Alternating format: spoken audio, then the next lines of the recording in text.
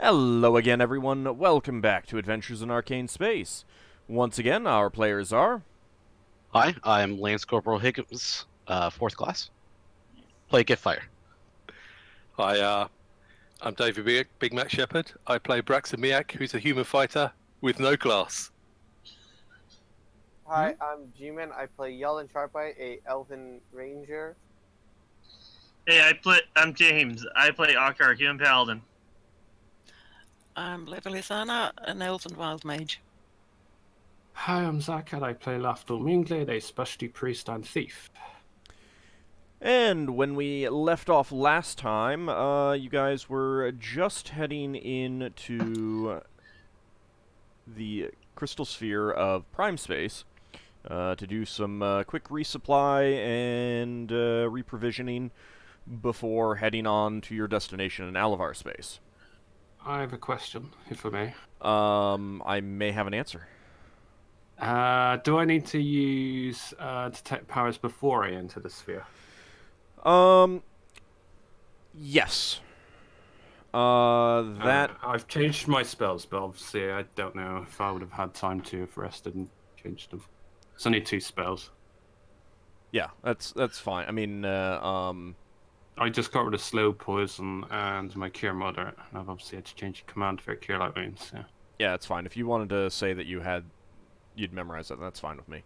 Yeah, you do cast it before you enter the crystal sphere, and that determines what deities are found within that crystal sphere. If your deity is not found there, then once you get inside, you can cast Contact Home Power to then regain the higher spells. I took it as a precaution, and it wasn't going to be the case, so... Okay. Well, I mean, as in I got the spell. I mean... Alright. Can I cast Omen? Or how long would that... Yeah, outside. You want to cast... You want to cast that outside the crystal sphere? No.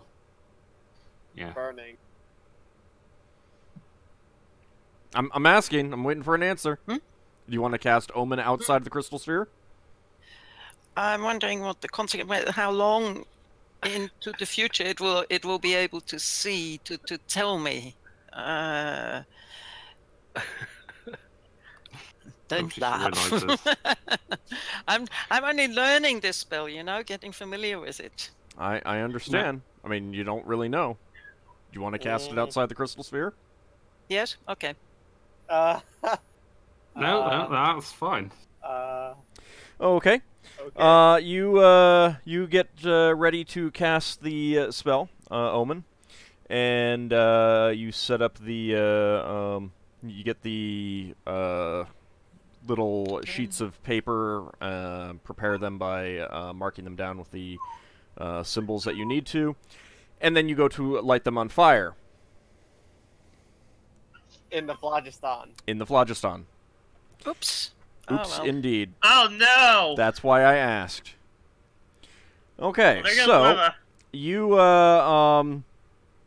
where would you be casting this, in your quarters or in the library, or out on deck, or what? Couldn't you roll spellcraft to see if this was a bad idea? Nope. Too late. Because it's come up multiple times in the past. Well, I have to say I did not realize that we were still in the phlogiston. I said multiple times you want to cast it in the phlogiston. No. Right. Yes, I did. You didn't use phlogiston at least. Yes, I did.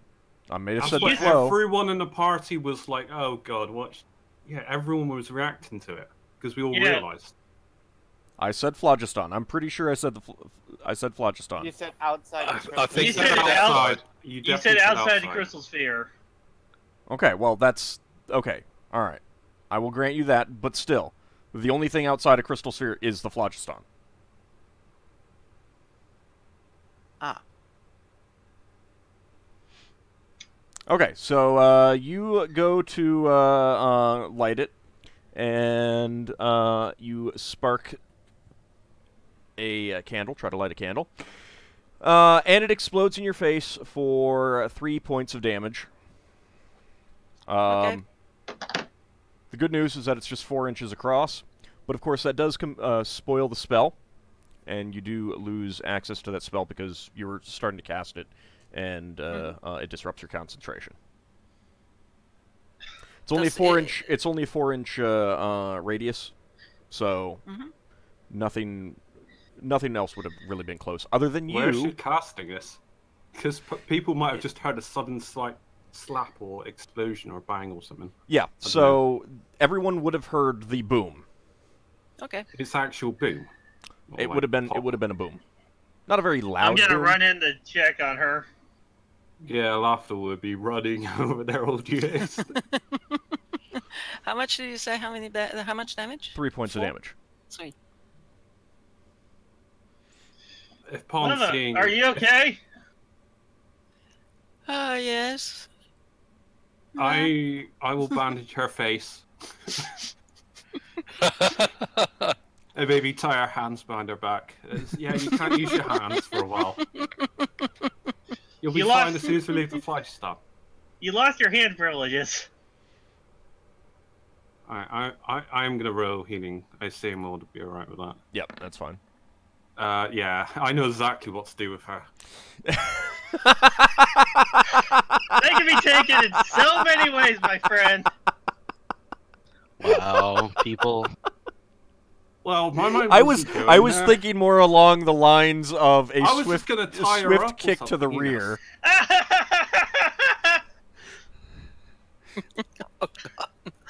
I was gonna put her arms in such Ockar's a way just that gonna she step could out of the room and say, "You two have your fun." That's not that kind of fun. Yeah, whatever you say. Just to be clear, I was thinking more along the lines of a swift kick to the rear. You know, as in the, don't do that! That would damage her. Probably. That's fine. But, yeah. That's fine. I Considering the situation. mean, you know, you kind of sometimes have to get the Pavlovian response going. I'm not salivating. After that rather illuminating situation, you get to the crystal sphere and use your portal locator to find the way into prime space. I do believe that you guys already took down the day of travel, since it was just going to be one. I figured I'd just have you get. Yeah, I did that end of last session. Yeah. So you don't need to worry about that. All right. So you enter prime space, and what do you guys want to do once you get inside the crystal sphere? I know what I want to do. I can go first as we enter. Sure. I will use my detect powers. Oh, right. You do that outside. My mistake. So you cast right. it outside as you're approaching the crystal sphere. You do determine that the Elven Pantheon is accessible within the crystal sphere. Woohoo! Alright, I've just only wasted contact powers by memorizing that. Oh well. So, Caution. need to take a stock of all the plants and everything that's in this crystal sphere, and find out where this port is that we need to head to. Okay. Are you going to use your astrolabe? Yep. Okay. You head down to the navigation chamber, the chart room on your ship, ensuring that you got no lights in there. You get a full three-dimensional view of the crystal sphere, and there's a number of planets around, and let me see. There's actually a total of 6 large worlds plus the central fire world. And comparing what you see in the astrolabe, you also see a number of smaller worlds here and there. There's one out near the edge of the crystal sphere, and consulting the charts that you purchased, you do notice that one that's near the edge, which is pretty close to the portal you use to enter, is a port that you can head to. All right, let's head to that one. Okay, That's lucky. that port Is that the main port in this sphere? It's not so much known as that. It's that given that the close proximity to the edge of the crystal sphere, it is one of the more frequented ports, at least for people going to and from path space or other spheres beyond path space. Okay. There's a number of there's a number of ports on the larger planets further in, but you'd be looking at much longer travel time than just the 1 day to get to this one. Okay. So, according to your charts, that port is known as Edgehaven, and you can get there in about a day. Sounds edgy and sharp. All right, let's head on to that place. Okay. Can Alright. I Like do my offering? Yep. How are you gonna go about making the offering? I'm not sure. I'm just gonna go to the bow of the ship and like cast it out to space and offer a prayer. Okay. Okay. You do that, and yeah, I mean, you wouldn't normally get an actual response from your No. deity, so- I'm just doing that as Yeah. You know, as long as I'm saying his name, then he's aware of it, basically. All right, so you go ahead and do that. Yeah. So that's a Okay. personal thing. Anything anyone wants to do in the day it takes to get to Edgehaven? Yeah, Braxton's going to take some notes from the layout of the sphere and go look through his book, see if it says anything useful about what we might encounter. Okay. All right. Let's see. I will PM you some information about that. Give me just a second. Thanks. Okay. Does that book last indefinitely for him? Hasn't vanished yet. Because he seems to be able to consult it whenever he on his day-to-day life, basically. Braxton, you're becoming such a bookworm. Yeah, it's funny he had high enough intellect, he could maybe dual class. I actually need higher strength as well. He totally could be a wizard. I mean, we wouldn't be able to get all the spells, but Maybe I'll get Braxton to dual class. Well, Lafdul wants to just ask the crew, maybe the other pilots, maybe if they heard of this town we're going to. You know, stories, rumors, anything. Some of the crew mention that they have heard of it. One says that he has been there before, but fairly briefly, on a trading expedition that was heading to Vista Space.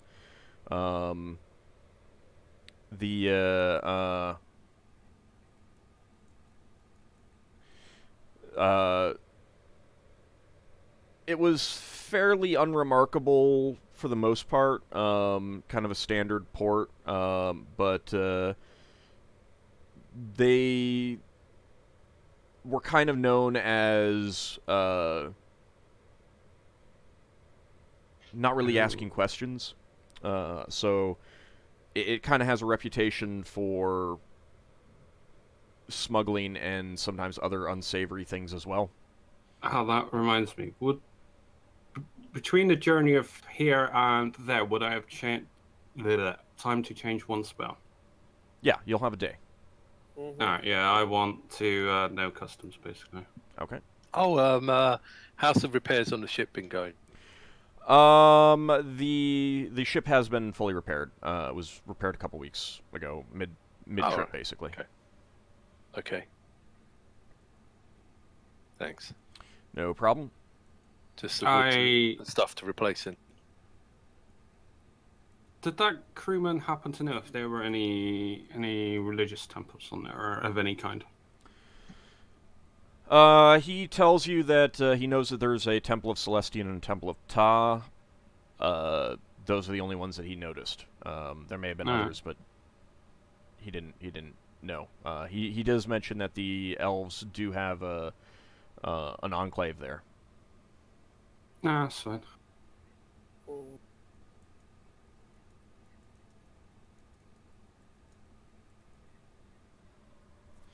All right. Anything anyone else wants to do? Yeah, well, Braxon's going to have to go around to get new lumber. Okay. Yeah. I don't think there's anything We're doing on the planet that I want. Oh, we're actually there. Not yet. I mean, no, we're I'm meant to out. be doing a. I'm checking to full see if there's adventure check. anything that anyone wants to do on the day getting there. Oh, right. Because we're all totally super suspicious of Jewel, we're doing an inventory check before we arrive. Um, You I don't think- have to. Not all think- of us, but I think Braxon will be making sure everything's been switched back from phlogiston mode to wild space mode, Okay. whatever that Okay. means. Yeah, there's like 10 crewmen, like all lighting up their tea or coffee or, you know. Oh yeah, beverages. there's a lot of people who are quite happy to finally be able to have some like warm tea and warm soup and stuff like that again.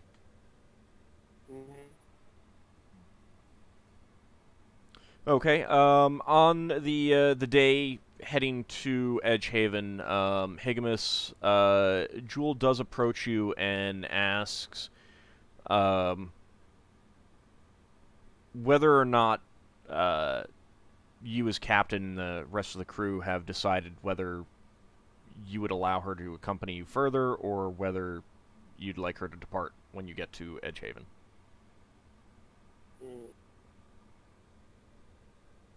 so convenient to get rid of her. Oh, I'm fine with her staying, in all honesty. Oh, but same here, but I would say that we would need to charge her, or we would need to work out like some sort of detail on her working her for her passage. It's I haven't really thought about how much to charge for it to do this. Well, we Yeah. can offer her the choice. She could either pay her way or she can be a helmsman. Now they're going rid of a helmsman. Yeah, actually, I don't know what would be a normal going rate for holding a passenger.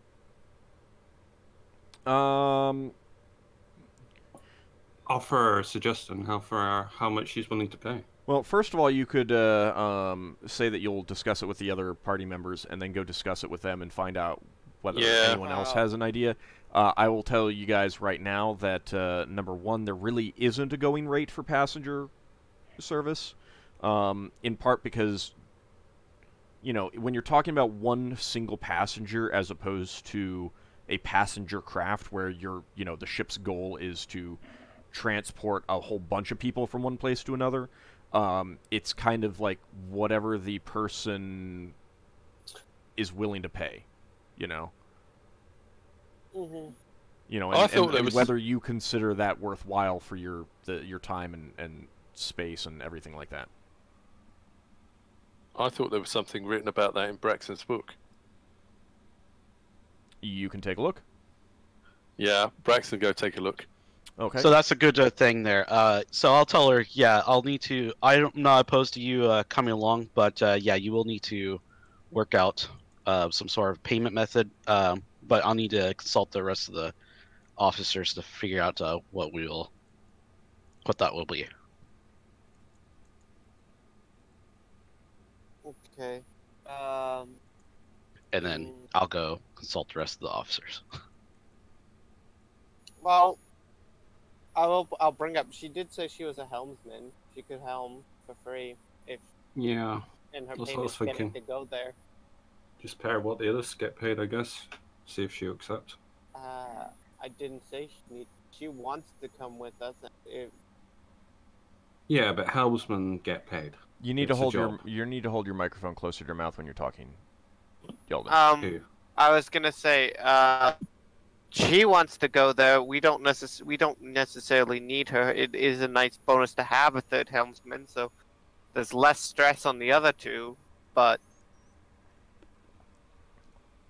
You can also I mean, like, keep in mind that if you take her on as a helmsman, then you're paying her. Mm-hmm. If you take her on as a passenger, that doesn't preclude you asking her to, in an emergency situation, hop on the helm. Because, you know, if it's an emergency situation, it's in... You know, generally it's in her best interest as well to help out and get you out of there, kind of thing.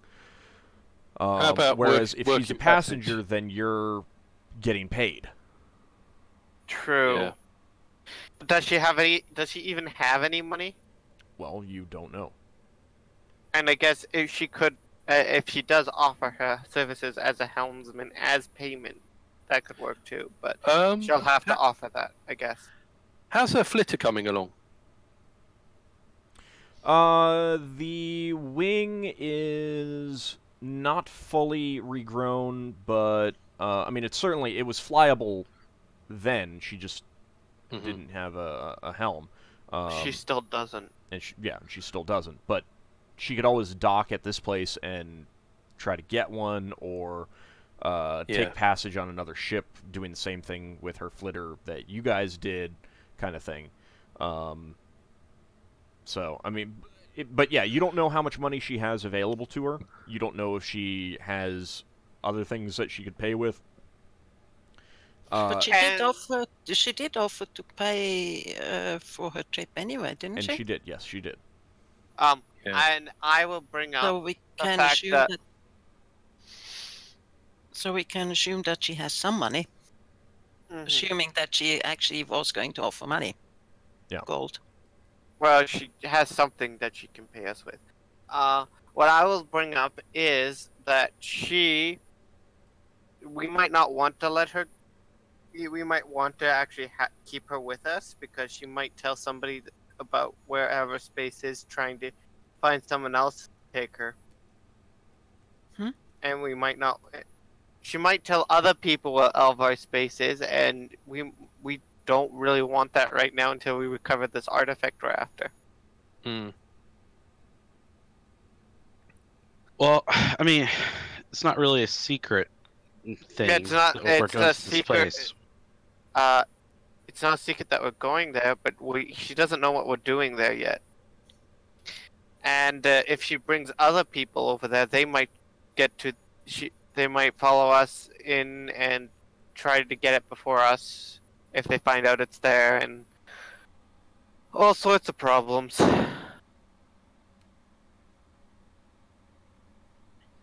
All right. Well, so basically, it comes down to two things. Number one, is everyone fine with taking her along? Number two, if you do, how much would you charge her, or what other, things would you set as requirements for her staying with you? So that's kind of what you're looking at. Yeah. There's also the fact that we're not really going somewhere that we can drop her off. So if we take her, we've got to keep her. Yeah. Like when we were coming here, we've got a place to drop her off, and if we were going back to Brow, we've got a place to drop her off. So she would be following us around. Yeah, but it's not. It's not. If you leave her with some food and water, and put her off on the flitter, like let's say she does try and mutiny, start a mutiny, overthrow you guys, and take control of the ship. It would not be considered unreasonable to just put her off in her flitter with a few weeks of food and water and say, good luck. Yeah. I mean, remember, you did find her in her depowered flitter, floating in space kind of thing. That's true. That's true. So someone else might, but it might not be someone as nice as us. And she might die too, but it's not considered evil because you're giving them a chance. Yeah, but there's no point taking her and then being forced to abandon her for reasons that we haven't anticipated now. She hasn't done anything overtly hostile to us. If anything, she's been beneficial. So we shouldn't have any reason to doubt her. So I say we take her on as a helmsman. We just got to figure out how much we got to pay her. Yeah, if we're going to pay her. At least for a month. The other thing is, if she wants to come as a passenger, we could say we want her to work passage. So she gets free food and she can come with us, but she does a shift on the helm. It was brought up earlier that it's a. She could say Fine with no. her being She on could helm. say no. Yeah. Does anybody remember how much the arcane person paid to travel with us? Far Nice. more than necessary. 5,000. Yeah, he was also paying for protection, though. Yeah. Okay. Yeah, plus he was paying for us to go to a specific place. Oh, no, he was tagging along. Yeah, he was Yeah, the arcane guy too. But that would be, I mean, that's not unusual either. I mean, saying, you know, oh, you're going this place, well, I need to go there too, can I pay for passage? And in his case, I also, you know, he didn't say it at the time, of course, but, you know, after the fact, it was pretty obvious that he was also basically saying, plus I need protection. Yeah, Yeah. considering that one thing that came and attacked us. Yeah. He obviously knew it was in this crystal sphere looking for arcane. I mean, you could always do, you know, since she hasn't stated that she wants to go to a specific place, i.e., you know, drop me off at X port, you could always do a per week or per month fee, you know, as passage. Well, we should ask her if she's got enough for however long we anticipate to go. Yeah, how long does the chart say it takes to get there? And back. You're looking at generally give or take another month or so to get to the next crystal sphere. A month? Okay. So probably a month back as well, plus the time there. Yeah. Could be that's what- easier just to say she works the helm. Yeah. It would be easier, but Well, I was going to say if we proposed that she works her passage, then we might get a free helmsman. And if she says Well- no, then we can go from there. I think we should come up with a cost before we propose that. We can propose that first, and then if she says no, then we have some weekly. Okay, then. How much do our helmsmen charge? Get paid? What was it?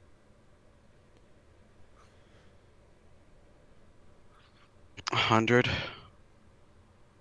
Right. month.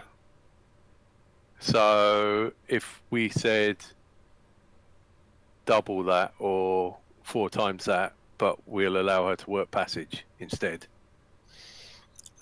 We shouldn't.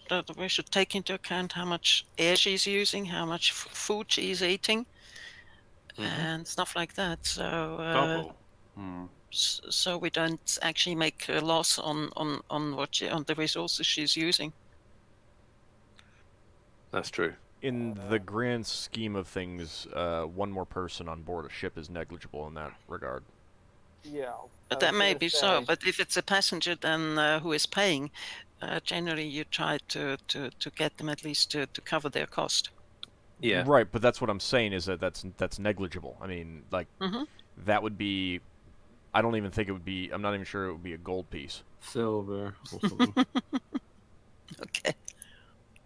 I think you're considering too much for the Yeah. We Braxon- need to gauge how powerful the caster she is. Alright, give my- her proper compensation for her helm ability. Alright, so it would not actually probably paying be her. more than a gold piece, but you're still looking at a handful of gold pieces as opposed to, you know, tens or hundreds of gold pieces. You don't say that to a dwarf, because the dwarf will just measure that in how many ales he can buy. I think we should. I think we should hire her. Can we offer to gauge her on the helm to see how good a helmsman she is? No, generally, so basically either you would say we're only willing to pay this much, or you say we want to hire you as a helmsman, how much would you charge? It's kind of like an independent contractor type thing. You know, and then the I- helmsman would come to you and say, well, I mean, I believe that I'm worth X amount of money per month. How did I we- would not hire her as a helmsman. I would have her as a passenger, but not as a helmsman. Why not as a helmsman? Oh, hold on real fast. Yeldan, you were trying to say something?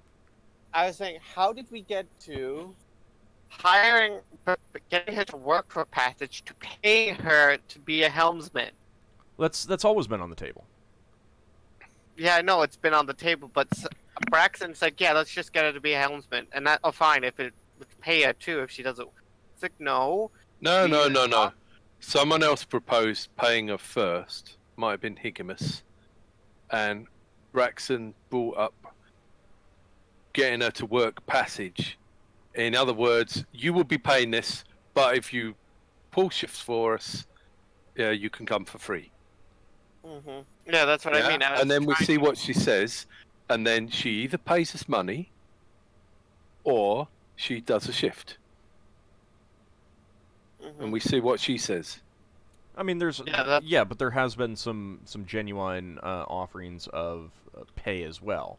I mean, yeah, you've got 3 possibilities here, and you just need to iron out which one or ones you want to offer to her. Yeah, She's behaving like a passenger, with the privileges of a passenger. If she wants to be crewed, then she has to conform to crew standards. That means also opening up her cabin to inspection and stuff. yeah.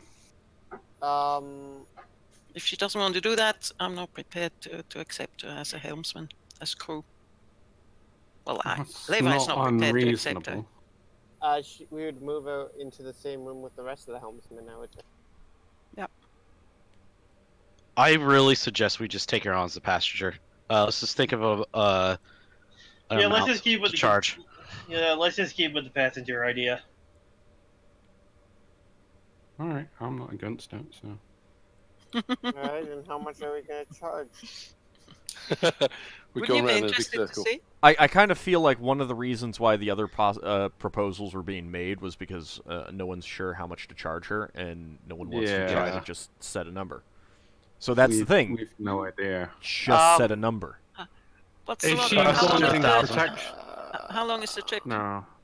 It's 2 months plus because it's going to be a month there and a month back. Yeah. Okay. Higgimus, didn't you take into didn't you want to go on a cruise someday? I'm sorry, I didn't understand what you said there. Didn't you want to go on a cruise? A cruise? Oh. I see what you're doing. You want to spend the time. You know, luxury liner with everything included. Just translate the money. Yeah, let's all right. Maybe I should just see like how much she's willing to pay to do it, and then if she gives us an offer that I like or we like, then we're okay with it. And then if she gives us an offer that we don't like, then we're not okay with it. Oh, I'll tell you right now that if you go to her and say, how much would you be willing to pay, she's going to turn that right back around on you and say, how much are you charging? I hate that. I kind of figured. It's in her character, and it's all development to do something like that. So, I'm gonna suggest,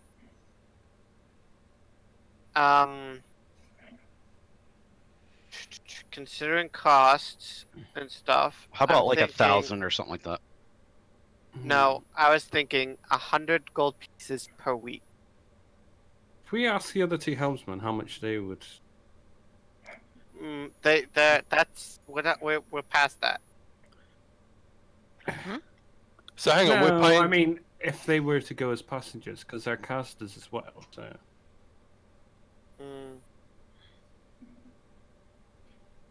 Well, oh no, let's just. Is she wanting protection or what? Is she able to defend herself or? She didn't pay for. She didn't ask for protection. She just asked for passage. Yeah, so we need to iron out those details because that affects how much. If it's just passage, then I think just 100 gold a week is fine. If it's protection, you charge a bit more. Would that mean she was covering the wages of the other 2 helmsmen? That would She'd be easily- more than covered. yeah. She's paying double that, the wages of the helmsman total. Yeah. It's 100 per week. We pay them 100 per month. Yeah. Well, that's good then. Mm-hmm. Yeah.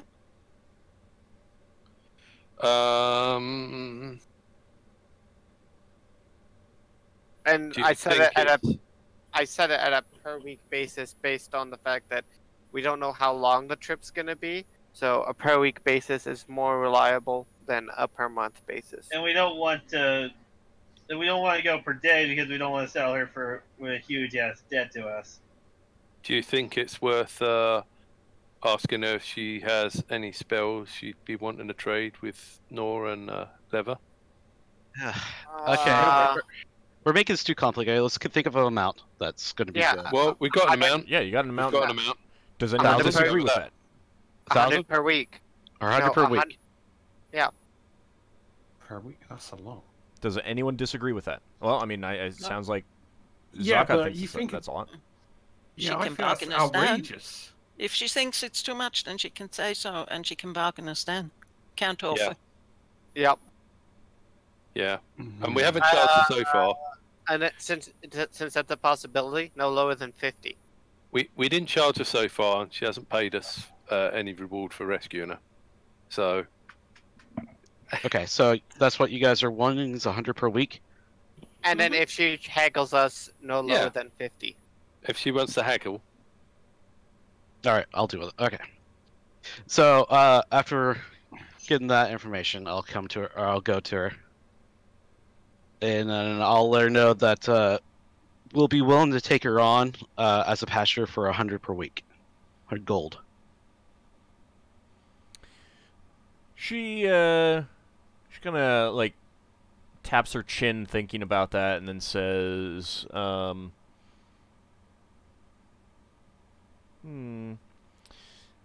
that's a bit steep. Would you take 60? How about 75?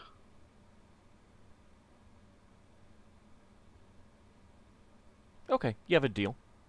She Sure. holds out her hand. I'll shake it. Okay. Ah, spellcast. All right. What? All right. Yep. So Yep. that's agreed. Shake her hand. Yep. Okay. All right. Make sure you guys have made a note of that and be prepared to keep track of that because you'll need to go to her and say, all right, that's been this amount of time, unless you want to ask it on a weekly basis. It's been 2 No. months so far, right? No, we're not. We're not. we're giving not her charging her directly, up to now. Yeah, we're gonna only Okay. charge her going forward. But I'll keep track of that if you want, because I'm keeping track of Jeez. food and water anyways. A week is 7 days in this, right? So this is she's been coming along as a passenger, yeah? Yeah. Alright. Yeah, Braxton's gonna go ask. Braxton to go rap on her door. Oh, what? God. Oh, This is after Higgimus has talked to her. Yeah. You might have just found her around somewhere. She opens the door. She seems a little bit peeved at the interruption, having just spoken to Higgimus a short while ago, and says, "Yes." Hi. I was just wondering if you were going to go ashore for any supplies to fix up your flitter. You're not selling it, are you? You're keeping it? I am keeping it. Yes. I don't believe I need any supplies for it. The wing will continue growing. I will just periodically trim back any excess that grows. Okay. Do you need to buy a helm, or are you going to do that later? Oh, I don't think I could afford one. Ah, okay. I'm hoping that Alright. I will be able to find one or work for one eventually. Fair enough. No, it's just I got loads of supplies to get when we make pool, and I thought if you needed stuff, we could go together and take some crewmen and bring back what you needed. But you don't need anything, so that's great. All right. No, I Thanks will, very much. I will probably be staying in my cabin. Fair enough. If you change your mind, give me a ping. Will do. And she closes the door. Yeah, Braxon walks off. Okay. Anything anyone else wants to do before you actually get to port? Higgimus will make a point to the rest of the crew. He'll say, now that she's going to be a paying customer, let's treat her like that, please. Mm-hmm. I've done my preliminary test. Until she proves otherwise, I'm not gonna go against her. Hmm? Fine. Braxton goes, yeah, that's great. I just checked if she needed anything for repairing her ship. She's got no plans to buy a Spelljammer helmet this time. Okay. She's hoping to find one at some point. Or win one.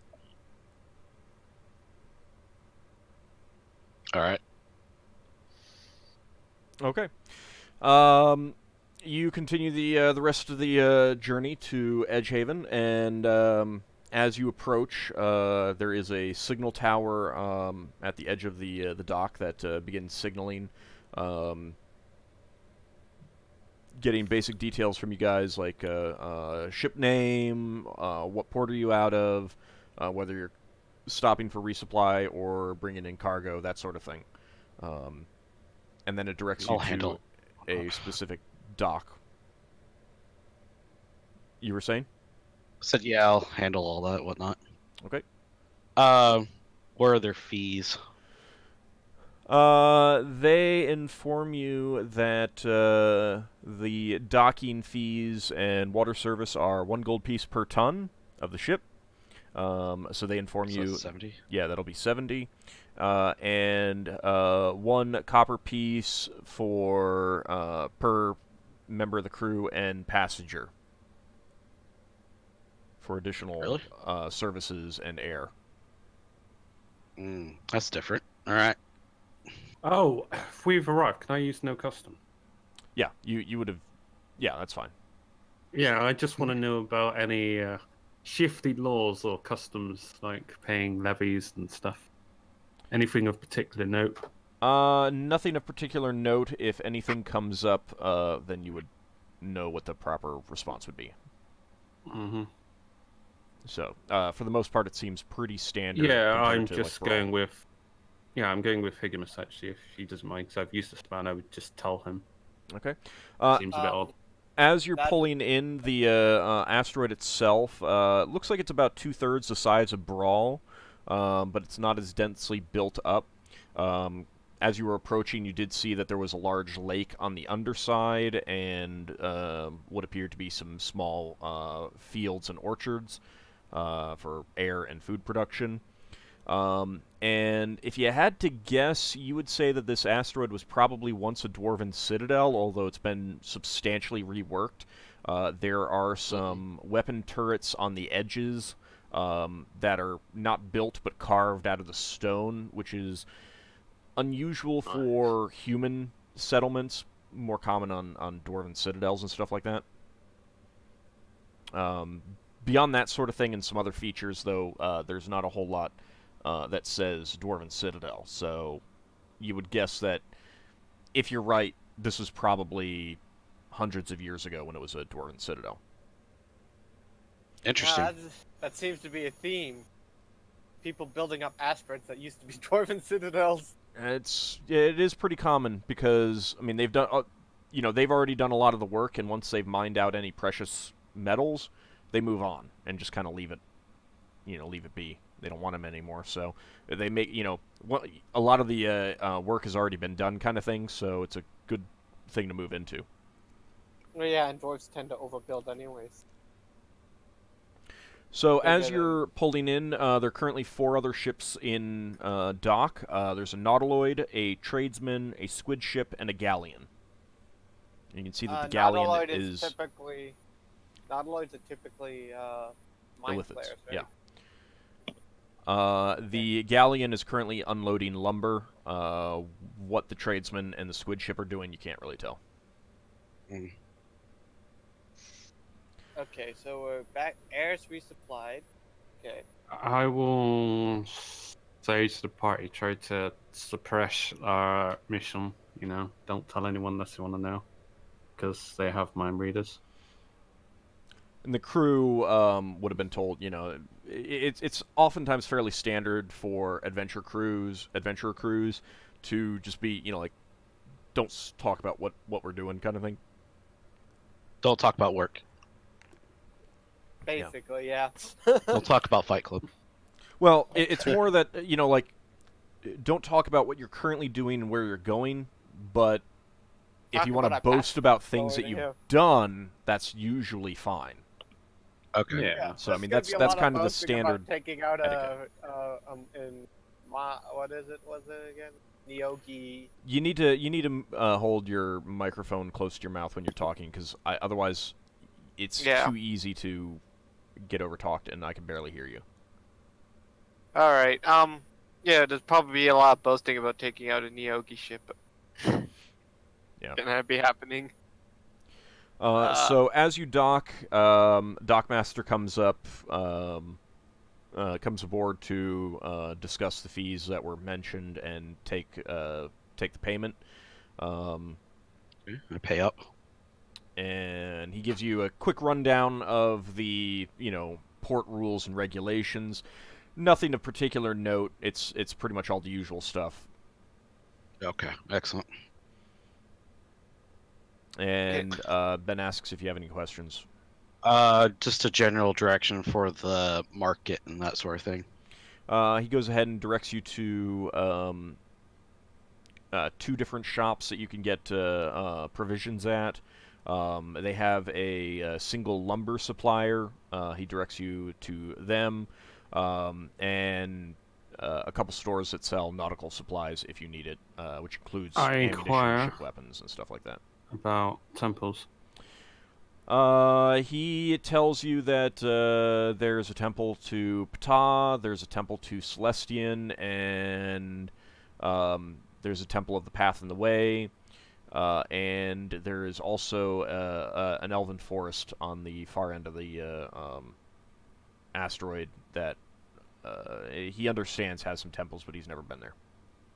All I have to say is there. All I have to say is, do you know the way? Yeah. Stop that. Okay. That was bad, and you should feel bad. I do, but I couldn't help it. Any other questions? All right. No. Braxon, do you think you No. can take care of the lumber and getting the supplies for us? Yeah, well, we've also got to do a little bit of work on the ship. We had those spores growing in the ship, so we need to examine the entire ship and make sure there's nothing there. I Okay, assumed that's you did fair. that already, but yeah. No, we got rid of what we could see, Okay. but now we're in dry dock. We don't have to worry about people falling off and disappearing into the phlogiston. We can do the job properly. All right. Okay. Well, let's get to it. All right, Braxon, what do you want to do first then? Want to go get the lumber, or do you want to go get the check the hull?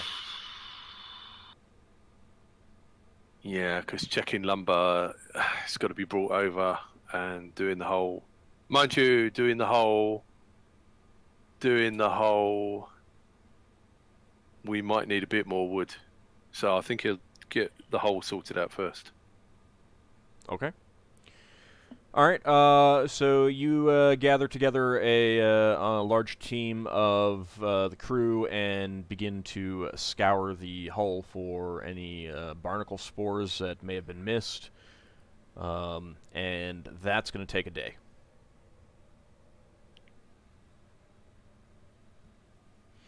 Okay. I'm Anyone... going to go. Go ahead. You said that there was a nautical supply place and Yeah. for weapons and such too. Yeah, there's a couple. I'm going to see if they have anything fancy for the catapult shot and that type of thing. All right, so you stop by, and the first one doesn't have anything special. The second one does have 2 Helm Seekers in stock, but both of them are for ballista. Oh, what do Helm Seekers do? Kind I of think the name says it tells on you the everything. Yeah. does what it's called on the tin. So it just goes and aims at the enemy's helm. Yeah, I guess. I'll get a pull it up and get the description. Me and Levan need to do a spell component cost, yeah? Or not? not yet. Oh, good then. Well, You haven't done much. Well, Leva's been doing quite a bit of spellcasting actually. I'm not being. It's 30 gold for like knickknacks, basically. yeah, but it's more that I generally see it as, you know, when a significant portion of a Alright, so that's not then. and then either when the adventure is completed or when a significant portion of it has happened, and you really haven't been there yet. So. Alright, that's fine. I'm fine with not paying. Okay. There's the rope.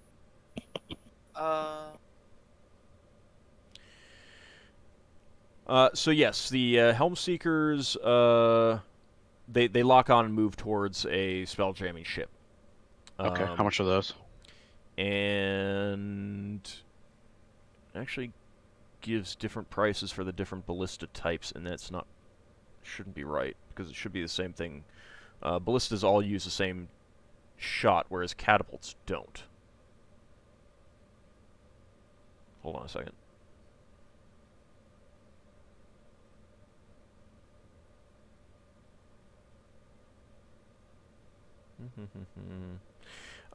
Would I? I'm gonna say that I'm gonna go with the medium and say that they're 350 gold pieces. And there's 2 of them? Yep. Okay, I'll buy both of them. Okay. How much does a silk rope cost? 8. 50% on top Eight. of what's listed in the player's handbook. So 15 GP. Okay.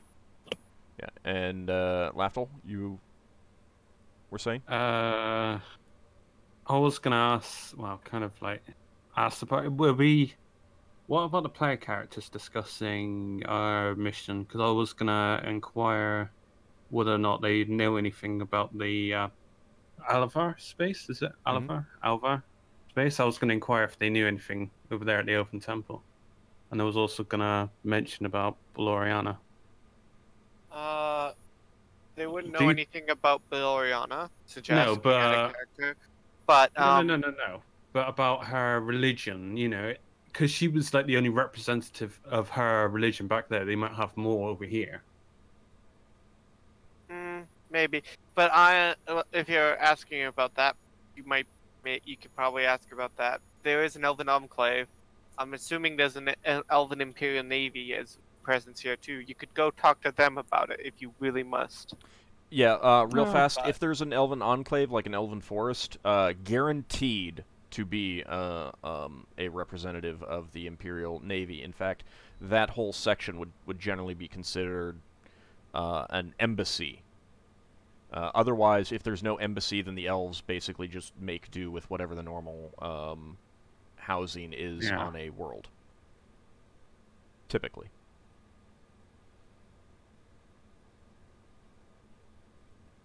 But keep in mind also that the temples are not really part of the Navy. Like they're independent, but sort of associated with. So you know, like if you go to the temple and ask about Alavar space, they're probably less likely to know about that than the actual Imperial Navy embassy itself, since they would have records. I'm gonna ask, what's the percent loss that I'm gonna have on my selling gems? Let's see.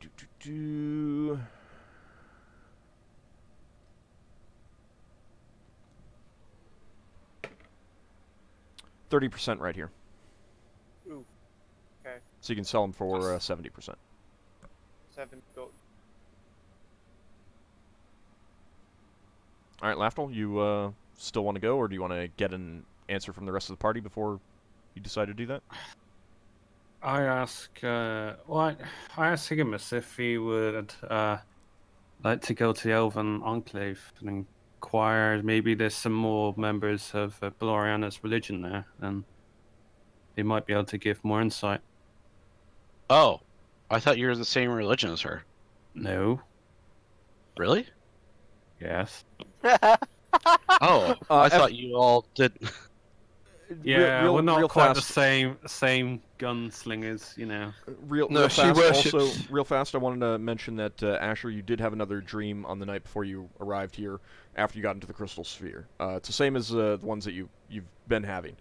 You do not have the dreams inside the phlogiston. In the crystal spheres, you do basically every night. Oh, this is torture for Higgimus. He Yeah, can't use his guns in the phlogiston, but he doesn't get bothered by weird elf dreams. Oh, take some, you lose some. Yeah, Higgimus will go on about how he doesn't really get it, but yeah, he'll go with you. He just thought you all had the same religion. No. No, she worships Narellis Analor. Well, that's what- okay. No, he's joking though. Lafdul's giving him a I can't even say the word. Condescending. Condescending look. I wonder if Higgimus thinks all religious people follow the same god, or Yeah. all of one race follows the same thing. Well, I mean, he knows the difference that there's different gods, but I mean, like, different Lafdul said they have the same religion, so he thought all elves did the same religion. It's like I guess one thing.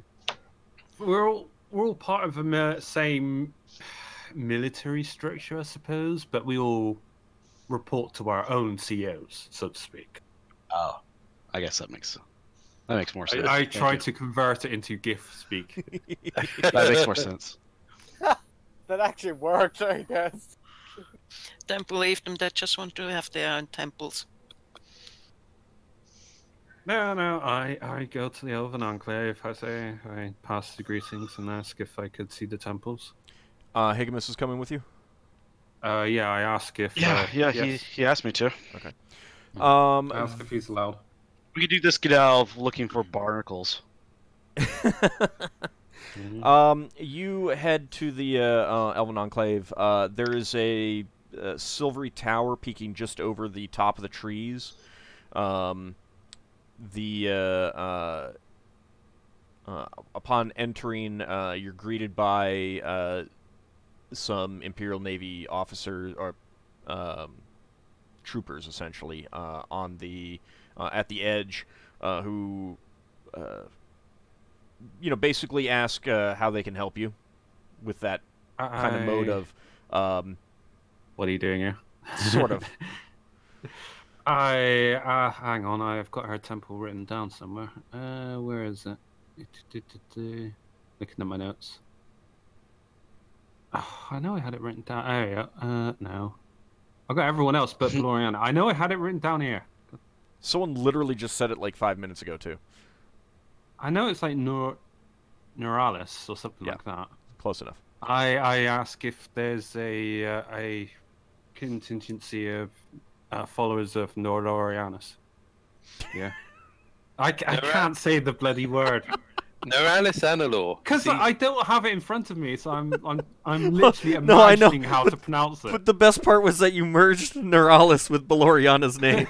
That was the best part. Neuralis Allo. The elf responds, I don't believe there is a temple to him here, but you could check with the Pantheon Temple in the center by the tower. There may be a priest there. I personally don't have much use for visiting the temples very often. I ask him if it's right to enter with my Captain Giff here. We are on a sort of a divine quest, and we thought we'd ask the local spiritual leaders for guidance. Yes, that is fine. Alright, now we enter. Goes Okay. to the temple. Alright, you head to the temple. It's a relatively small affair next to the tower, which has the insignia of the Elven Navy on it.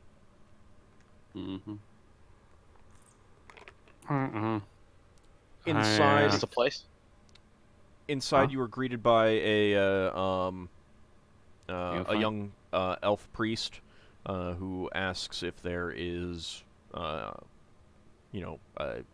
anything that they can do to help you. I ask, is there anyone who can represent Neuralis Eleanor? Basically, is there a head priest? I forgot the name of our religion. There's a leader of our religion. What Corellin? begins with C. Corellin. Yeah. If there's no one for Neuralis, then maybe someone from Corellin. Oh, indeed. There is a high priest of Corellin the Rethian here. I do not believe that we have any priests of Neuralis at this time. I also chime in. Is there any of Everin Alicia here? I do not believe so at this time, unfortunately, no. We have a fairly small contingent. I am one.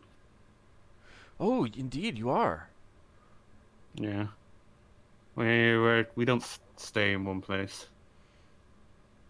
Oh, it is a rare privilege to have one of your members here. Yeah.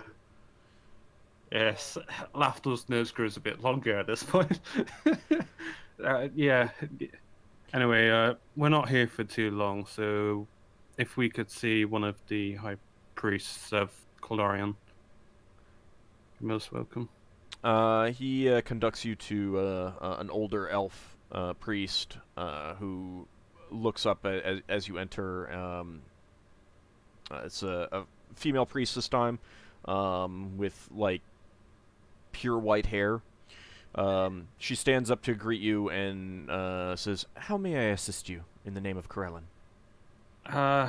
Greetings. I say whatever the appropriate thing is to a priest of that rank and whatever. Okay. I don't know off the top of my head. That's I fine. know you did say mention it last time. And you would know. You would know, so it's fine. Yeah, I say that hi, we're on this divine quest for Neuralis Eleanor, and we are traveling to Elvenor space in order to retrieve his artifacts, a silver tree. My friend here, my captain, who was slain in combat, he was given back his life by a priestess of Neuralis Eleanor, but unfortunately she fell into a coma in order to channel Neuralis's avatar in order to bring him back, and so we're on this quest to retrieve his artifact that will hopefully bring her back. I was just wondering if there's any information on this Alavar space, or have you been still getting the dreams? Maybe I'm not particularly specific for this religion. Maybe he could better interpret the dreams you've been having. Oh, yeah. I mean, nothing's really changed so far. They don't come to me when I'm in the phlogiston, but since we've gotten back into this crystal sphere, I've started getting the dreams again. And then I'll go into a little bit of detail about the dream. You don't see much reaction on her face other than a quirked eyebrow as she's listening. But when you finish describing everything, she says, "That is indeed quite the tale. I myself do not know much of Neuralis's artifacts. I have not heard of this Alavar space myself. You may wish to check with the Imperial Navy here. They may have some more records of this crystal sphere.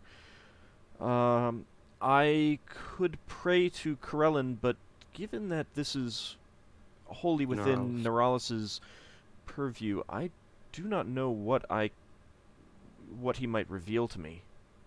Hey, Ald. Yes? Before, when I was describing this and I was talking to the other old priest or cleric or whatever they are They're in all elves. Brawl. They're all elves. Did he specifically tell me that that was Neuralis? Yeah, he would have. Would have. Okay. So it is. That is the person I saw before, right?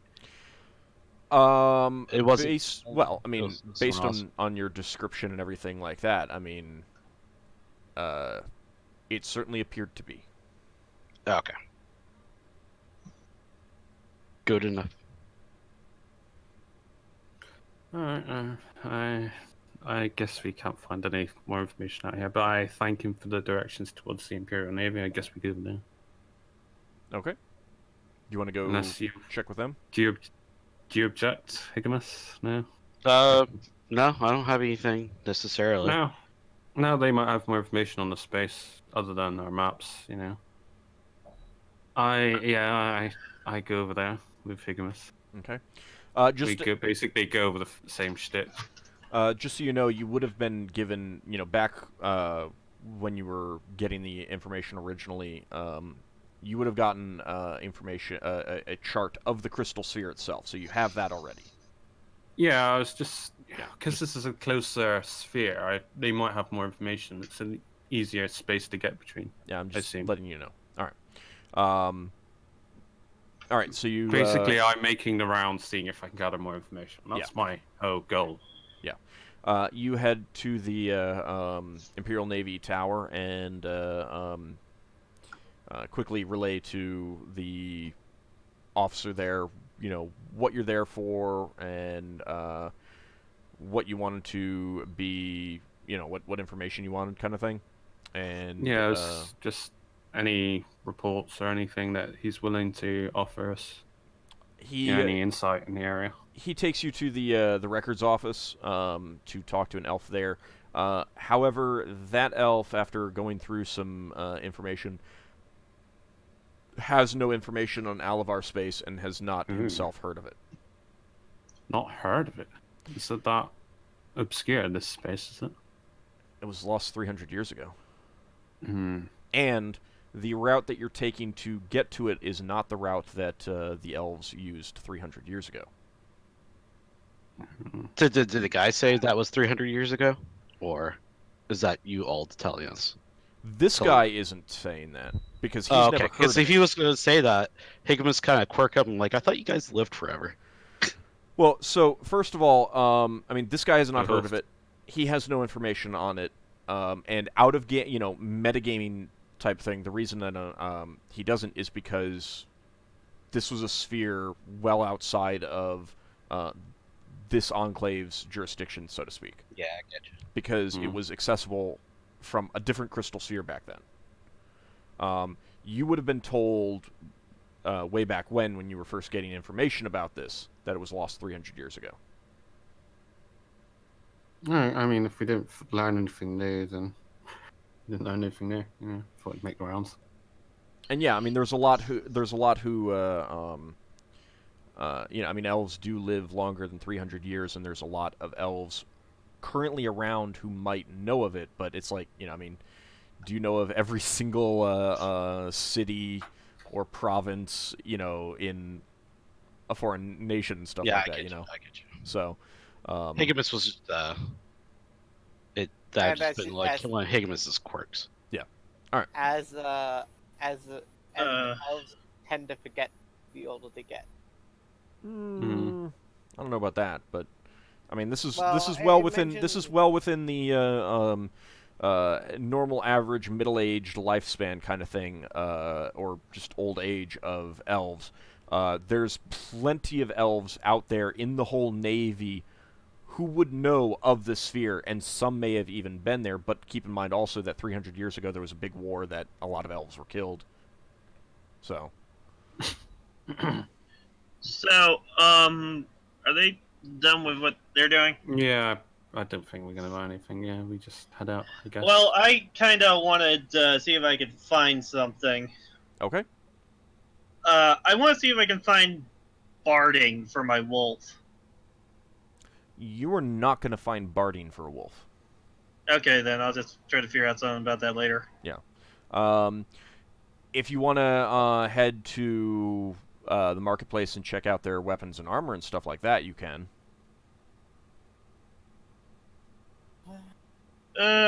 Sure. Just to get an idea and see if there's anything I might want to pick up.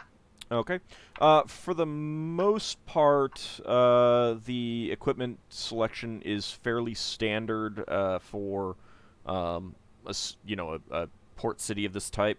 But you do encounter one weapon shop that has a small selection of special weapons that they got shipped in from Wayspace, and they're known as Silver Steel. The shopkeeper talks about them, in glowing praise kind of thing. It says that they're very fine weapons. They're as strong as steel, but have the same properties as silver. It's a unique alloy that's only found in Wayspace itself, and they have a few weapons from there, if you're interested. Do they have arrows? They do have some arrows, yes, but you're not there. I was in the market because I was buying rope and I was looking at buying things, so... But, yeah. So this is called Silver Steel? Yes. You better tell us about this. I'll see if they have a battle axe or something in Silver Steel. Oh, Ockar expanding his armory. Yes, they do have a battle axe in Silver Steel. How much is it? Let's see. 2.5 times the cost. The standard player handbook cost. And the standard player handbook cost for a battle axe is 5 gold pieces. So 2.5, that's 12 gold pieces and 5 silver pieces. I could do that. So, okay, so I'm gonna pick that up, and I'm going to make sure that I tell the others about this. Okay. Oh, okay. When he does tell us about, I'm gonna go over there and see if they have how many arrows they got available. Okay. Sorry.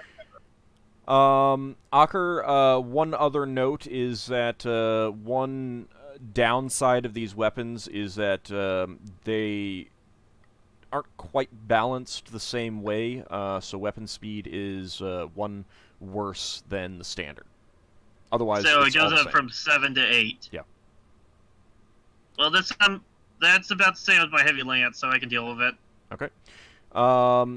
And Yeldan, having heard of these weapons from Ockar, you head over and take a look. I'll go with Yeldan, by the way. Okay. And they have 10 flight arrows and 10 sheaf arrows with silver steel arrowheads. And one These downside arrowheads don't of range. these arrowheads is that range is penalized by 25%, so it's 25% less. Oh, that's fine. Yeah. How much? Because arrows 2.5 I times bought again. Packs 12, not 10. Ah, well, alright. Then there's 12. That's fine. Okay. I figure it's a good idea to at least have one silver kind of weapon on you.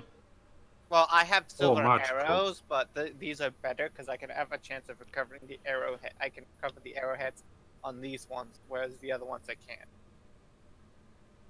Do And they I can have? just remake the rest of the arrow breaks. Do they have a maul or a two-handed axe? Not in silver steel. Ah, it hurts my heart. A giant What about a cannon great tube. sword? You put a tree trunk in it. There's your more. Do they have any two-handed weapons? They have standard With the two-handed weapons, pole arms, two-handed sword, stuff like that. Do they have any ingots? You should probably Seraph mention. arrows. Oh, Okay. seraph arrows are in packs 6. Light arrows are in packs Oh, that's a good question. Do they have ingots? Probably not. Of silver steel. No, they do not. Yeah. Probably go elsewhere and get stuff If maybe out of it. you were to ask about that, do you want to ask about that? Yeah. The shopkeeper says that the merchant guilds of Wayspace keep a tight control of that. They only export completed weapons. Okay. So you said they have standard weapons, basically? Most of the standard stuff, yeah. Probably not. Okay. Probably not all of the esoteric pole arms, and they only have a limited selection of a number of things. So. You can always grab a load of silver steel stuff, melt it down, have it reforged. Or is it a unique forging? Well, you'd have to talk to. I know, just out of curiosity, if Ockar would have thought of that, or while he was there, because he's a armsmith. I'm an armor smith, not a weaponsmith. Yeah, and Yeldan's a weaponsmith, so he might have thought of that or something. I'm in the weaponsmith in terms of making it out in the wilds weapon. Why my skill's not so good at it. No, but No. do you have an interest of learning about different alloys and I don't know? I mean, you've got the Not really. proficiency. You've got the proficiency, Yeldan. You could. I mean. Yeah, you may as well just roll it. You got it. Well, no, I'm not saying that he doesn't have to if he doesn't want to. My point is that it's not just about making weapons in the wild. He could use that to make pole arms or a two-handed sword or something like that. I'm just saying. So, But if You he's can not make interested silver in this, if he doesn't feel that Yeldan would have thought about that, then that's fine. Yeah, I was just toying around with the idea. Maybe he could make a proficiency check to see whether or not he could make an alloy out of it or re-smelt weapons to repurpose them into swords or something. But he didn't. They He have didn't bring it Yeah. up. This is the kind of thing that he needs to think about. Unless not No, really. No, I'm not telling him. I'm just, I'm floating the idea out there. Because he might not be aware of it. That way of thinking. Huh? Now that he knows, future occasions, he might think that way. All right. Anyone else interested in any items? I am. I just have to look at the player's handbook. I'll just message you if they have it or not. Okay. In that case, either during the break or anytime you find it, that's fine. I'll let you know if they have it or not. If you want to say that if they have certain things that you would buy it, then we can always deal with it after the session as well too. Okay, that sounds good. So. I just don't want to tie this down as I look through. Yeah, that's fine. Now I have a real anti-lycanthrope weapon. But, yeah. Not all lycanthropes are vulnerable to silver, though. Braxon will be werewolves. interested. Sorry. Go ahead. Oh no, I was just saying not all lycanthropes are vulnerable to silver. That's only werewolves, as far as I know. Actually, Yeldan, you would be aware that, to the best of your knowledge, most lycanthropes are vulnerable to silver. You have no idea about other lycanthropes not being, vulnerable to silver kind of thing. It's one of those things where it's common knowledge that lycanthropes are vulnerable to silver. Period, kind of thing. Whether there are some that are not is not common knowledge. So, it's not just werewolves. Oh. Okay. Well, Right, yeah. so Braxon will be interested in going over, but he's a bit busy at the moment. Might need to go the next day. You want me to pick? Oh, okay. I was going to say, just want me to just pick you up something. Well, he wouldn't know about it till you get back, would he? Well, Ockar got Ockar back told already. Ockar came back and told everybody about the cool silver steel weapons and showed off his axe. But you Right. might still want to go have a look yourself, to a certain extent, you don't necessarily just say, oh yeah, just go pick up a longsword for me kind of thing. No, he'd definitely want to go look himself. Yeah. He'd want to see what the balance was and everything. Oh, there was one thing. Is there any herbalist shops that might give any insight on these? What are these things that we found? Those seeds we got cultivated.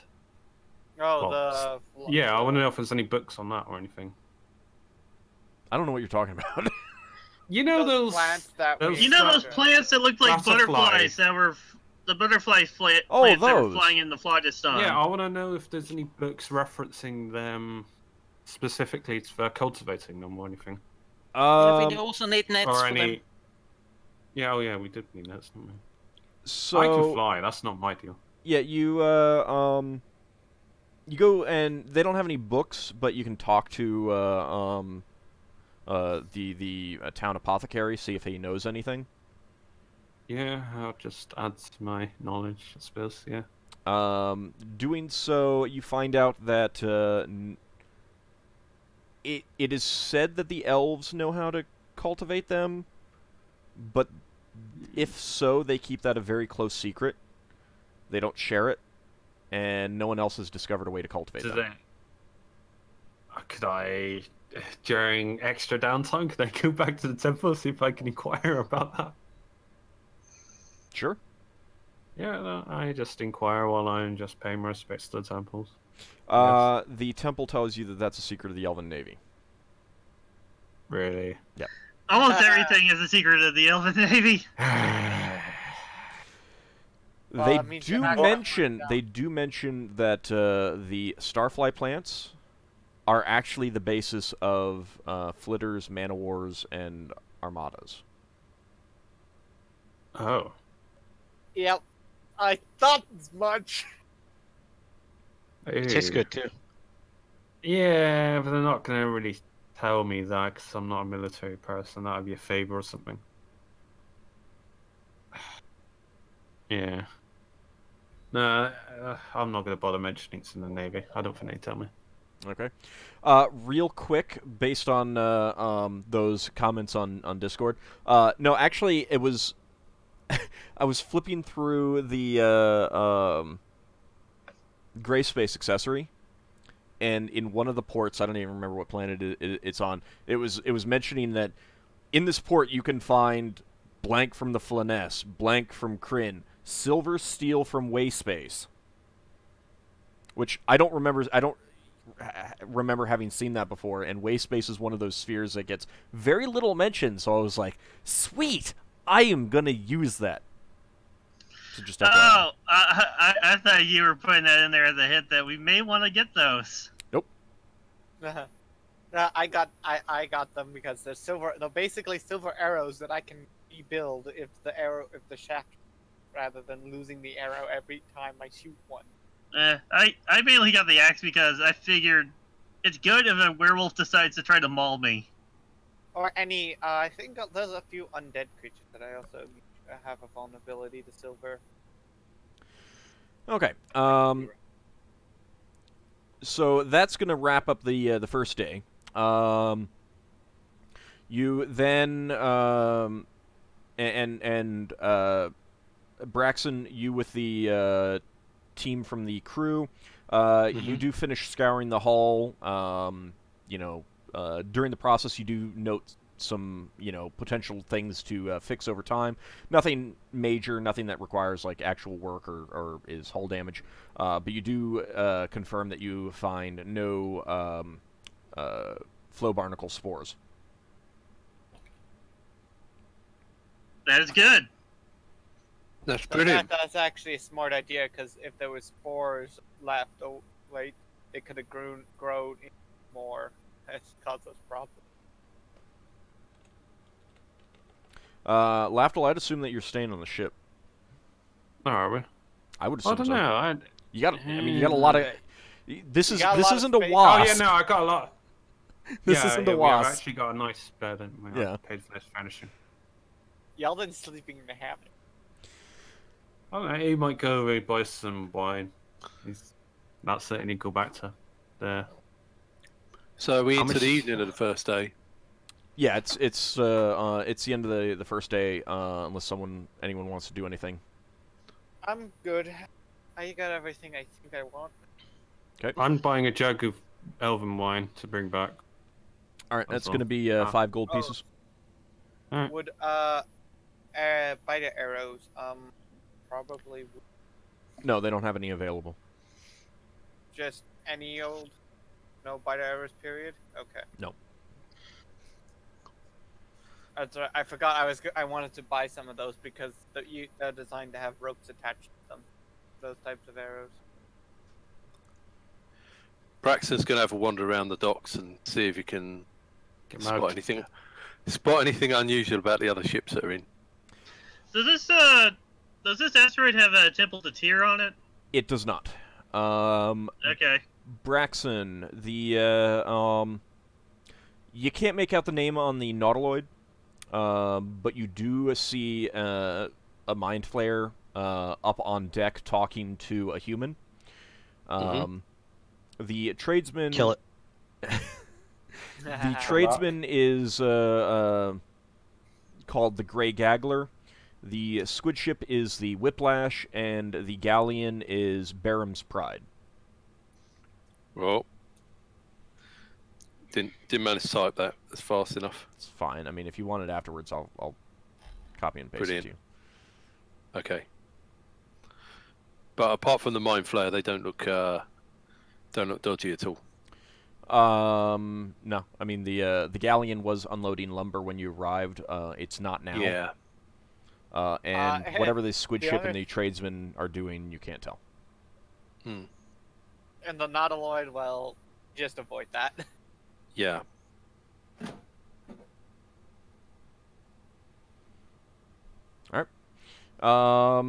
Move on to the Thanks. next day then. Mm-hmm. Okay. Lafdul's drinking the entire jug of wine. Right. You're not gonna share it? No, you can buy your own. I paid 5 gold for this. How Lafdul's much is getting good super quality drunk. elven wine? Oh, well, I mean, it depends on how good quality. Yeah, he's Okay, just having whatever. Good quality. It's This stuff was pretty cheap, actually, Lafdul. Yeah, I kind of figured. Yeah. It's still nice though. I mean, compared to yeah, it's... water. So, Braxon, you're gonna go get some lumber? yeah. Okay. I was actually asking that. How much is good quality elven wine? Good quality. Well, so again, like I said, it depends on the quality. It'll go from anywhere from 20 gold pieces up to 200 gold pieces or more. So Braxon, you go to the lumber dealer, and it appears that this is, they've got a monopoly going on. Yeah. And you'd guess that the galleon is associated with that. When you go in, you get a spiel of the wood. It's fine quality oak and pine from the great forests of Vardor, which is the 4th planet. Right. And it goes for 80 gold pieces per whole point of lumber.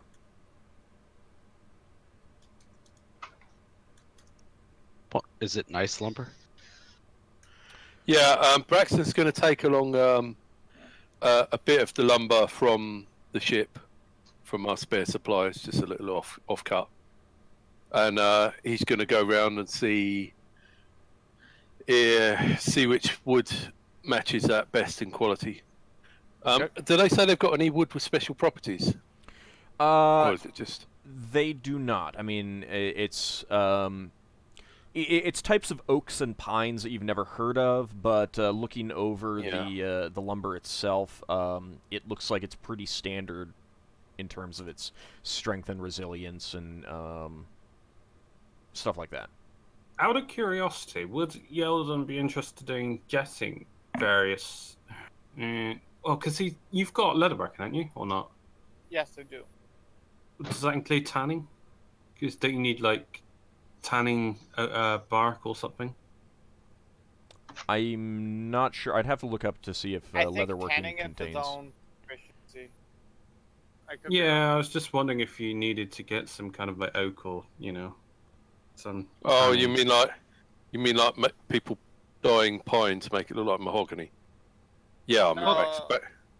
No, he's Well, talking about. No, just that tanning. leather tanning. Tanning the leather, you submerge it in that liquid. Usually, actually, if you really want to know, tanning uses the brain.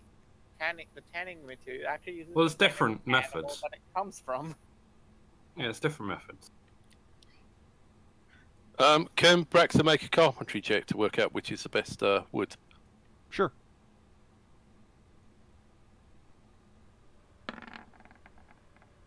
Well, hey, that's Really bad. That's very bad. That's really bad. Really bad. Yeah. Okay. You work out what you think is the best lumber. Yeah. You were fast talk. That wood over there. All right. You So pick up driftwood. how much wood are you picking up? Did we use 3 whole points? We have 5 right now. That's what we have. Yeah. Well, what do we normally run at? Whatever we pick up. Yeah, I along don't. the You, way. you haven't been doing. You really haven't been doing this long enough to really have a normal run at. So I would just say decide how much you want. We have plenty of room, so if you want to get like, bring us up to 10, so buy up like 5, maybe. Well, no, Yeah. think about how many months of travel we do. So it's generally a month here, there, a month back. It takes Braxon a week to do a repair on a point, right? Yeah, so Yeah. 4 weeks. Oh, yeah, I'd say 10 about 5. 5 more should be good, I would think, maybe. Yeah. No, Would that come okay. out? Would that come out the ship's money or Braxton's Yes. pocket? No, it's ships. That's true. Don't be silly. You wouldn't be paying that. Well, you never know. He paid for some things. Okay, so Braxton's going to buy 5 of their finest whole points worth of wood. Okay. Finest in heavy quotations. Oh, we Is there Oh, here's an interesting thing, Old. Is there any Elvish to Common books, like an alphabet? So I might be able to do spell research via translating that. You would not be able to do spell research, but if you wanted to use that as a thing for future taking, How much would it cost out of curiosity? 35 gold probably- pieces for a good quality book with it's big, thick, not just a little conversational, whatever kind of book. Yeah, I'll buy one of them. I'll put it in storage. Is there anything else we'd have used in the rebuilding of the ship? There'd be like glue and stuff, wouldn't there? That would be in the ship's provisions when you get more food and everything. Right. So Speaking of, yeah, that's going to be 600 gold pieces per 2,400 man days of provisions. so right now we can't overstock. Remember that 3,079 man days of food and 2,868 man days of water. Your water will just be topped up, but move your microphone back to your mouth when Right. you're. Sorry. Yeah. Okay, I'll just put that back up then. So All how right. much food are real you quick. getting?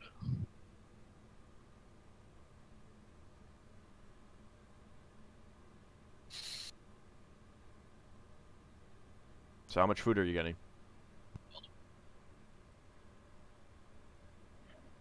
All the food. How much do we need to top back off, Yeldan? Is he on mute or? Well,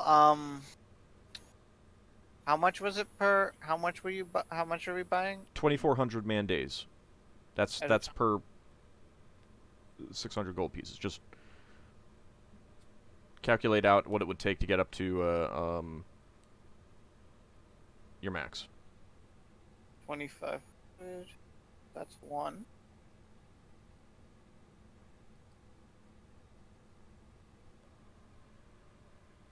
Two. 2 and then a little bit more, because 2 would bring. 2 Let's sets just of do- 2,500. Let's do 3 and we'll over top off. Okay. So it's 3. Okay. So yeah, we have 10,400 79 food. Okay, so that'll be 1,800 gold pieces. And that includes, you know, other basic supplies for the ship. You know, candles, glue, Did we buy nets? No, you have not bought nets yet. It includes, like, you know, just a whole bunch of general supplies that you need for running a ship, too, so. That don't actually need to be kept track of. How much was the wood each again? 80 gold pieces per hull point, and you got 5.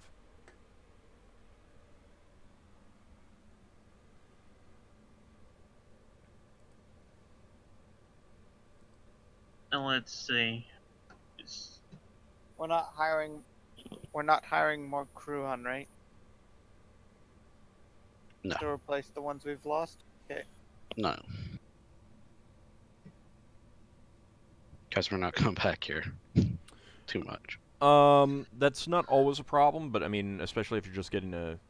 It would be more of a problem if you were looking for 30 crew members. If you're looking for 1 or 2, there's basically always a couple who don't have a permanent home kind of thing that are willing to sign on. All right, Yeldan, how many crew do we need? We're missing 3. 3? Okay, we'll go ahead and buy those 3 crew. That sounds terrible. We'll hire on those 3 crew. Yeah, just tell them we operate out of Brow Space and see if there's anyone that wants to move to Brow Space. Lafdul, how many of those nets do we need to get? We need to get a fishing net, right?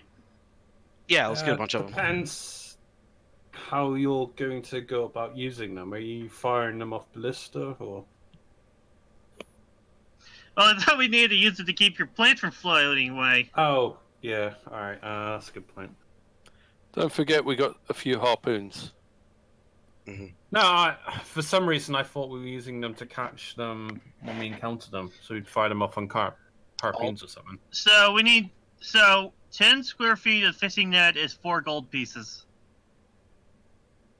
So add on 50%, and Asher, Higgimus, you had a question? Yeah, I was going to ask about like a ship fishing nets. How much those were? Because I'm guessing the fishing nets that have listed there are just for like little small handheld ones. Yeah, like but the large ones. The cost works fine. So it would just be, you know, if you're getting 20 feet of fishing net, it would be 8 gold pieces times 1.5. If you're getting 30 square feet, etc., etc. It's not a big deal. Okay. Yeah, Nice. the way I thought Higgimus wanted to get those fishing nets was for basically tossing them out to catch things in the Phlogiston rather than. Well, that's another use. Well, we'll get one for that, and we also need one to keep Lafdul's plates from floating away. Well, if that's what Lafdul wants to do, he can buy that himself. But for the fishing stuff, yeah, that sounds like a good thing to get for the ship, because we run across these things, or things that we can fish up quite a bit. So. Okay. So So it's how 15 much? gold for 10 feet. So, No, it's I don't think so. Let me 10 feet of fishing net is 4. yeah. So 4 six gold pieces for 10. All right. Do they have any deck netting? Just use the fishing net. I got 20 feet's worth of it for now. So I mean that's just a good price for netting in general. I just figured I'd bring that up since you guys wanted to know about that last week. Okay. Yeah, just go ahead and buy however much you want. Yeah, I've added 20 feet of fishing net. All right. We're now consuming, because we're back at max crew plus Joe, we're consuming 83 per day and 85 water. Well, that's why we topped off, right? Yep. All right. Anything else you want to do? Would it cost extra for us to overstock on water? Yes. Should. Okay. Let me see. Because we don't know if we're going to be able to restock in the Elver space. So. All right. How much are you looking to get? Probably only one Just, Fiddle, and then just, how many man days?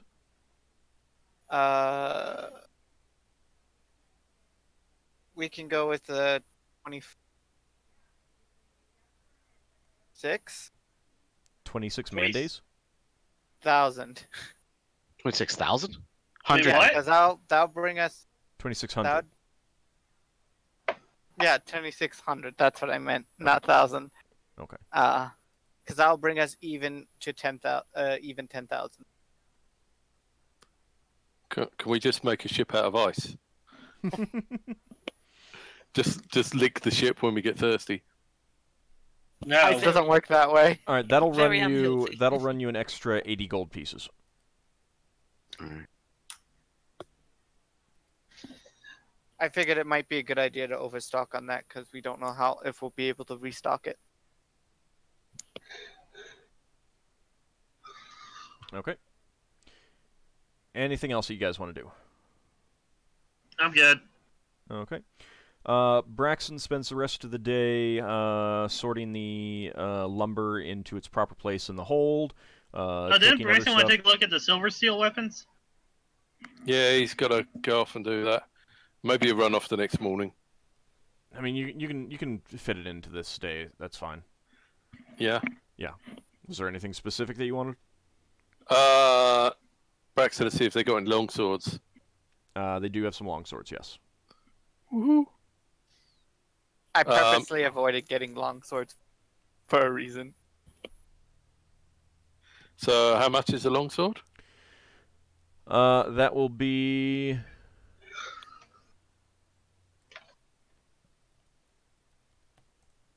37.5 gold pieces. 37.5. Yeah. It's a 40% markup, right? It's 2.5 times. 2.5 times. Okay, Yeah. never mind.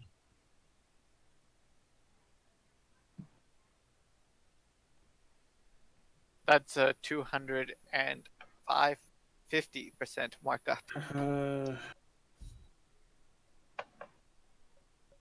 Okay, so you're getting one, Braxton? Yeah, he'll ask who these silver steel weapons are normally used against. The shopkeeper says that,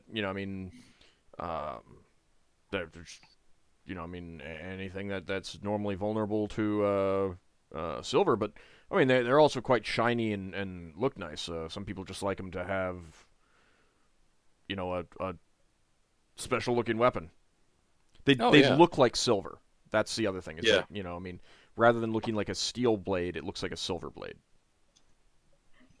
Well, they certainly look very pretty, but it's just surprising that you have a market for these high quality weapons. Well, they're a rarity. Some people just like a rarity. Hmm. So there's not a planet of werewolves hanging around in this crystal sphere, is there? No, not here. No. Horse. Wink, wink. Touch. I mean, this is just an export from Wayspace. Yeah. They occasionally get in a shipment and they sell them at a hefty markup kind of thing. So Yeah. I wonder if Wayspace has a werewolf problem. Maybe. You don't know. it's Well, I mean, that's probably just where they get the material from. yeah, it's a unique natural alloy that is found on one of the planets in Wayspace, and to the best of anyone's knowledge, that's the only place it's found. That's do cool. they have matching scabbards for these? Not of silver steel. You wouldn't get a metal. No. But do they have Something with, like? like a silver inlay or something fancy? Yeah. No, he just has pretty standard scabbards. I assume that the scabbard comes with the sword and you don't have to buy them separately. Never Unless assume you wanted anything. a fancy one. Not necessarily.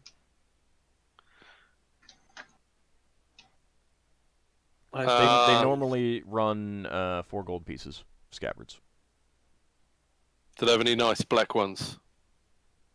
They have a few different types. That they're all relatively plain, but made of leather. Is there anyone else that sells scabbards? Not really. You probably Okay. dye it black or something. Yeah. Well, Braxon would just buy a black scabbard then to go with it. Okay. And he'll say, you know, your scabbard shows off your weapon. You should get a few fancy ones.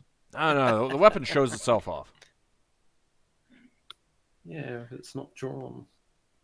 Well, I mean, when they're not drawn, they don't show off the weapon much anyway, because... I mean, with these weapons, what shows them off is the blade. Yep. And besides, you generally don't want to show off your weapon unless you're a freaking noble. Alright, so you paid for what you wanted? Yep. Okay. Thank you very much. Okay. So the next day, everything's good to go, and you're ready to depart? Yes. Mm-hmm. What's Alright. Jewel doing during that time? You have not seen Jewel at all.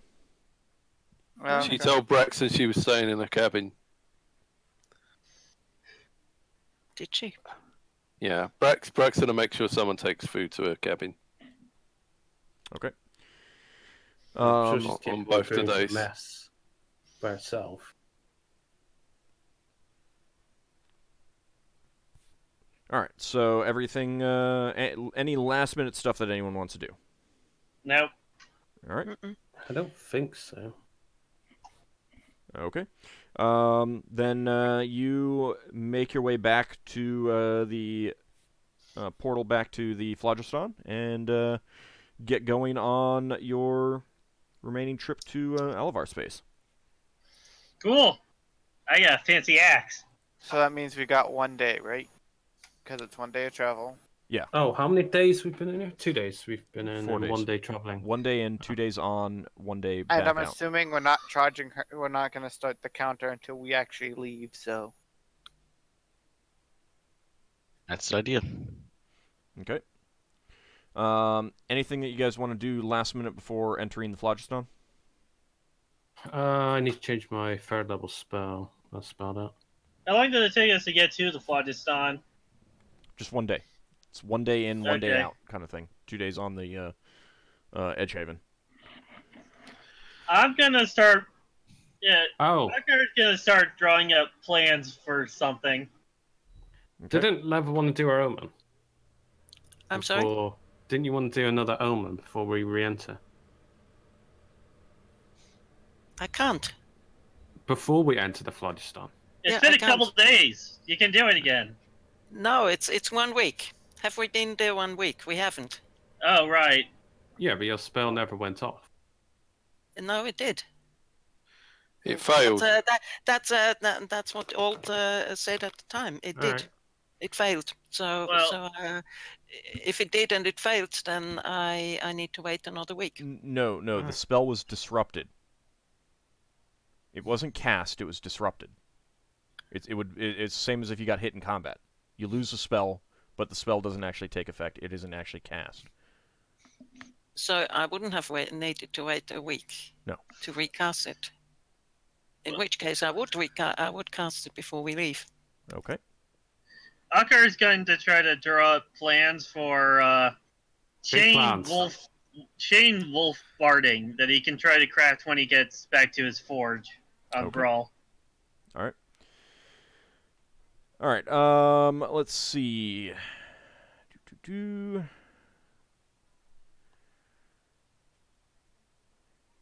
All right. Let me see if things are going to be good.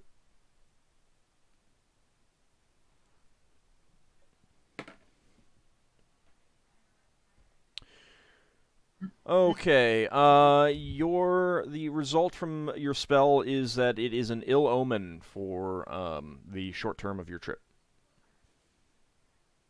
Okay. I pass that on to the others and say we probably need to pay more attention. Okay, we will be prepared. Or, yeah. never mind. I'll double the lookouts. Maybe that's what it is. You know, we're preempting the bad omen, so it becomes the bad omen. Okay. Eh. Yeah, Are you sometimes gonna- how these things work. It's other things about it. Sometimes Possibly. it's also a case where, you know, delaying a day or something like that will make things better. You know, I mean, it's a case of, you know, this is not the right time to go kind of thing. What do you guys think? Delay Okay. or head on straight in? Maybe delay a day, then go. Just be safe. There's I think there's something in Braxton's book about omens. Here, go look it up. Okay. The book definitely encourages you to scrupulously respect ill and favorable omens.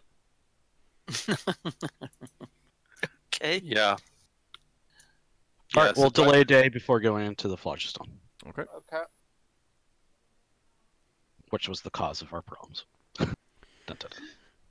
All right. Dun, dun, dun. So you hold a day at the Crystal Shell. In that time, a ship does pass you by and leave. As they're passing, they do signal, see if you need assistance. Is it one of the ones we know? No, it did not appear to be one of the ones from the port. Okay. Is I'll there ask anything Brax- we can do? Is there anything we can do for the day to change the omens? No. Oh, the book has Well, you plenty mu- to say on that. Yeah. Braxton's going to go look up, see if there's any anything he and the crew can do. So it recommends that you perform a ritual cleansing that will oftentimes take care of bad omens and things of that nature. It recommends burning incense for at least an hour in most of the rooms. Not like, you know, put incense burning in each room, but burn incense for an hour and take it about the ship to. Do we cleanse have incense? Surely Lafdul does. I do, but I use it as a spell component, and I'm not willing to part with it that easily. Would you? Braxton goes around the ship asking if anyone's got incense. I've got bad incense. Actually, can I give him the bad incense I've got? The spell-setting incense. I mean, you can. What It's incense like was also this? in the Ogi or something. I can't remember where I got it. You I have you full got it. stick Oh, back. right. Yeah, I think you did get it from the Nyogi. Actually, no, wait. Before I do that, could I not use that as my protection against good also? I'd have to go look. Because it's like holy water, but unholy water. But I give him 3 sticks. I keep one. Lafdul's got a huge grin on his face. You did get some. You did get that from the Nyogi, right? I think so. I honestly can't remember. Yeah, that was a spell component for protection from good. Oh, it is. Oh, wait, I'm not giving him that. No, I'm keeping them. At least I give mean, it it's one. incense. No, yeah. If this spell component for protection against good, I'm keeping them. Okay.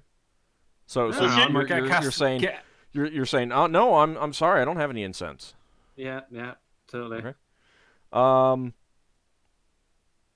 Jewel has one stick that she's willing to let you have. It's not going to be an hour, but she says maybe it'll be enough. Thank you, madam. This is a great help. Okay. So you get about 20 minutes of burning out of that incense before it's used up. But you speed up your movements and do get it throughout the entire ship. All right. Okay. Maybe that'll improve our own. Thanks. Is there anything else Braxton could do that doesn't involve incense to? It has some personal recommendations, but you would need to do those in your cabin. It's not things that apply to everyone. It's more of a protection for yourself. But, Yeah. Oh. I mean, you might want to do them anyway. Yeah, he'll go off and do them. Okay. I'll ask the signaler to signal the other ship. We received an ill omen. We're waiting a day before proceeding to the phlogiston. That's a very complicated message. How did you translate that? The ship signals back, understood, and they keep moving on. Yep. Okay. So a day passes, and you ready to get underway? Yep. Yep. Okay. You head out into the phlogiston, and let's see. Paris is We going find a ruins of a ship. No, actually, you do not. Paris is going to do his phlogiston navigation. Higgimus, you would be with him, I assume, so you can... Yep. Yeah. Okay. Taking some sightings and consulting the charts. He directs you down a phlogiston river away from the crystal sphere of prime space. Okay. Is there anything in particular that anyone wants to do on the trip overall? Other than what we were doing already, no. Okay. I'm gonna work on my designs when I have time, and also still spar with Braxon, but otherwise just the same stuff as always. Yeah, I think Maybe paying slightly more attention on my shift when being a lookout.